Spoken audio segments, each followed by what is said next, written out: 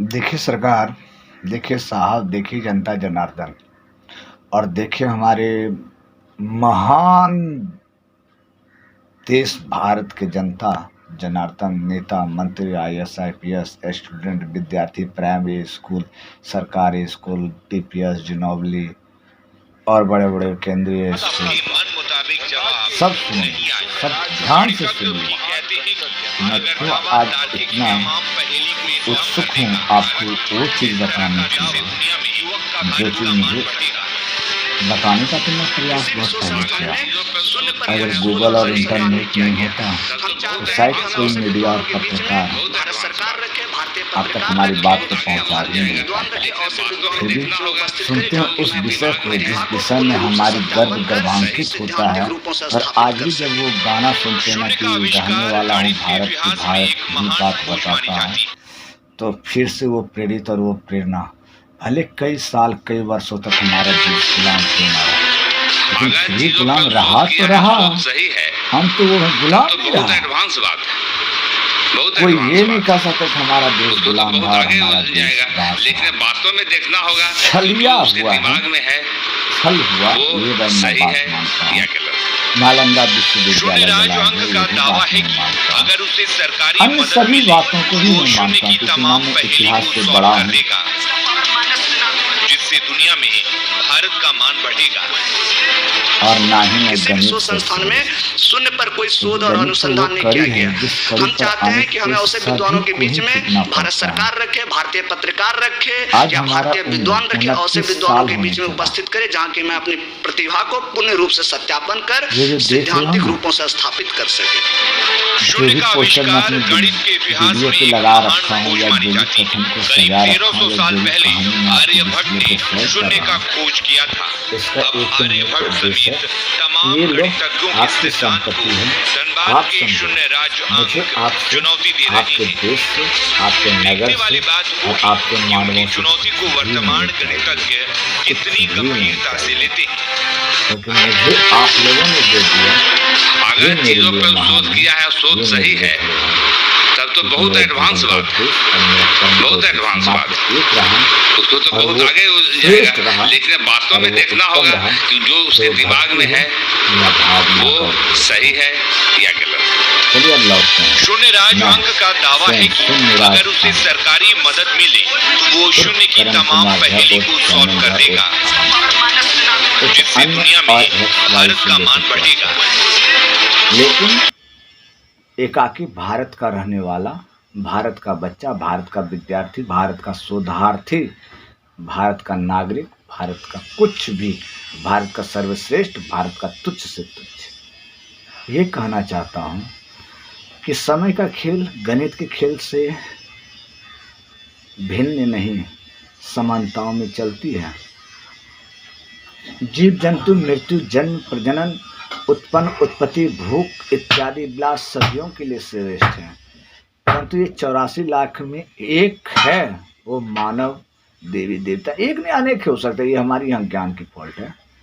तो उनके लिए श्रेष्ठ गणित है, और वो गणित में शून्य, वो शून्य कौन है आपको पता है? शून्य का अर्थ आप समझते हो किस प्रकार से हो? अगर एक ही चीज़, हमारे बाप ने हमें जन्माया तो फिर और नए बाप आ कहाँ से गई?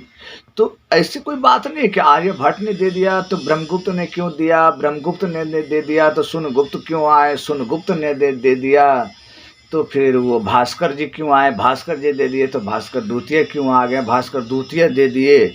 देखिए, ब्रांच एक डाली समझते हो ना, कि शून्य कुछ नहीं है और शून्य सब कुछ है। ये अनुमान लगाने वाले हमारे महान भारत देश के महान गणितज्ञ आर्यभट्ट जी भी नहीं थे। ये अनुमान लगाने वाला, क्योंकि गणित सर्वश्रेष्ठ, सर्वप्रथम अनुमान लगाता है और अपने परिकल्पनाओं से अपने होने वाली भावनाओं को और अपने होने वाली घटनाओं को सिद्ध करता है, और फिर वो यूनिवर्सल रूल के लिए चला जाता है। चाहे सतयुग हो, द्वापर, त्रेता या कलयुग या अन्य और भी XY कोई युग, लेकिन गणित की प्रमेय कभी नहीं बदला। गणित की प्रमेय उस समय भी, चाहे एक राक्षस दो हुए हो, या एक देवता होकर दो हुए हो, तो मैंने अभी जिन महापुरुषों का नाम लिया, जिनमें से कि शून्यगुप्त, आर्यभट्ट जी, ब्रह्मगुप्त, भास्कर जी, भास्कर द्वितीय जी, माधव जी, और लेटेस्ट जिनके नाम पर आज पूरे भारतवर्ष इतराता है 22 दिसंबर गणितीय दिवस, उन पर भी बात करते हुए ये कहाँ की इंसाफी है। मैंने भी शोध किया, मैंने भी +2 तक, ऐसी बात नहीं साइंस लेकर पढ़ी है। मैंने जब क्लास 10 में से ही अपनी स्थिति को अपडेट कर दिया कि ये गलत है और ये सही है। और आपको पता है कि सभी विषय में से सबसे उत्तम विषय गणित, सभी विषय को जो अपने कंधा पर लेकर चलता है।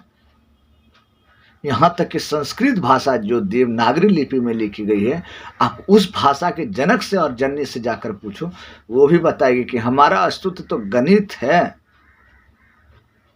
जो ब्रह्म लिपि में लिखी गई है, जो नालंदा विश्वविद्यालय का शान था, मैं फिर से वही कहता हूँ कि मैं टिबेट मांग रहा हूँ। और ये पका नहीं, ये आया भी ना था ये सब, तब से मांग रहा हूँ। कैसी नाइंसाफी, कैसा सरकार, कैसा पत्रकार, कैसी प्रतिष्ठित कुलपति और एचआर, कैसी प्रतिष्ठित वो डी ग्रेड के लोग जो कि गोल्ड मेडलिस्ट और एस रामानुजन से पुरस्कारित अपने आप को समझते हैं। मैंने क्या कहा था कि हमारे साथ 2, 4, 10 कदम गणित में चलो, समीकरणों के रूप में चलो, देखो मैं क्या कर रहा हूँ, मैं क्या सिद्ध कर रहा हूँ और मैं सिद्ध करके क्या दुनिया को दे रहा हूँ। इसके लिए मैंने क्या नहीं किया। भागलपुर, बिहार के भागलपुर से लेकर झारखंड के धनबाद जिला तक और ना जाने कई राज्य तक एक्सपेरिमेंट किया, खट के, कमा कर, मेहनत मजदूरी कर कर। इसलिए नहीं कि मुझे कुछ मिल जाएगा, इसलिए कि मेरे भारत देश को वो चीज़ मिलेगा जो हमारे महान गणितज्ञ आर्यभट्ट, ब्रह्मगुप्त, भास्कर और एस रामानुजन तक दे नहीं पाए। मैं कह रहा हूँ कि अब वो 21वीं सदी के 21वीं दशक आ गया है। सरकार, प्रभु, ज्ञाता, मेरे दोस्त, मेरे सखी सखा, जो हम प्रत्येक बच्चा शून्य से जुड़ी संपूर्ण गणितीय ज्ञान को अपने हृदय में, अपने मस्तिष्क में और अपने कलमों में, हाँ ये अपने कलमों में समाहित करें, क्योंकि हमारा ज्ञान ही महान है। हम विश्व गुरु हैं भारतीय, और कुछ भी नहीं, न बलवान है न बुद्धि वाले हैं, लेकिन विद्या वाले हम ही हैं। हमारे ऋषि मुनि ही हैं, हमारी सनातन ही है, और हमारा वो शून्य लड्डू बाबा ही है। तो शून्य से जुड़ी जो भी गणितीय ज्ञान थी ना, उस गणितीय ज्ञान को संपूर्ण मैंने 21वीं सदी के 21वीं दशक में कर दिया है।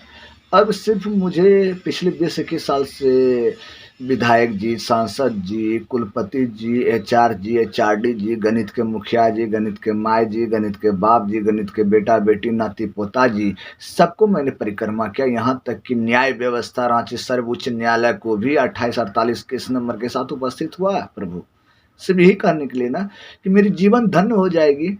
एक कोई ऐसे विद्वान को दिला दो जो मेरे प्रश्नों का उत्तर दे, या तो हमारे प्रश्न को संतुष्ट करके ये कहे कि हमारे 12वीं शताब्दी में जो गलती महान गणितज्ञ भास्कर द्वितीय ने की कि शून्य को किसी संख्या या शून्य से विभाजित नहीं करेंगे, जोड़ेंगे, घटाएंगे, गुना करेंगे और भागने के समय में खुद घूमने लगेंगे। गणित सरकार सत्यापन और समीकरण पे चलती है, आपके फैमिली और देश पे नहीं, क्योंकि गणित विश्व है, ना कि किसी एक राष्ट्र की अमानत। इसलिए मैं चाहता हूं कि सोशल मीडिया के माध्यम से वो प्रत्येक व्यक्ति को लाज लगवाओ कि एक 12वीं क्लास के विद्यार्थी ने अपने सब कुछ दांव पर लगाकर जीवन में एक सिर्फ विद्वान को खोज रहा था कि क्यों 0 + 0 = 0 हुई, और हुई तो किस विधि पर हुई, किस प्रमेय पर हुई, किस प्रमेय पर ना हुई। अगर हुई है ना भी हुई तो उसका जीवन में, अपने दैनिक जीवन में, क्योंकि गणित को ना भूत प्रभावित कर सकता है, ना भविष्य और ना ही वर्तमान, उसके सत्यापन तो सदैव अटल और सुरक्षित रहता है। मैं चाहता हूँ कि उसे विद्वान, उसे विश्वविद्यालय, उसे नेता मंत्री जी के पास पहुँचाएँ, ना हमारे भारत देश ही से और विदेश तक भी पहुँचाएँ, क्योंकि मैं ये नहीं कह सकता कि आज का एस रामानुजन हूँ, लेकिन मैं ये जरूर कहता हूँ कि मैं आज का एक सरल और छोटी सी विद्यार्थी हूँ, जो कि गणित को उस पहेली को सुलझाया हूँ, उस पहेली को सुलझाऊँ जिस पहेली को सुलझाने में आर्यभट्ट, ब्रह्मगुप्त, भास्कर, एस रामानुजन सहित, माधव सहित स्वामी विवेकानंद जी भी असक्षम रहे। स्वामी विवेकानंद जी को हम गणित रूप से नहीं ले सकते, वो असक्षम, वो सक्षम थे, लेकिन अपनी भाषा में, मैं अपनी भाषा में, आप हमें मौका दो।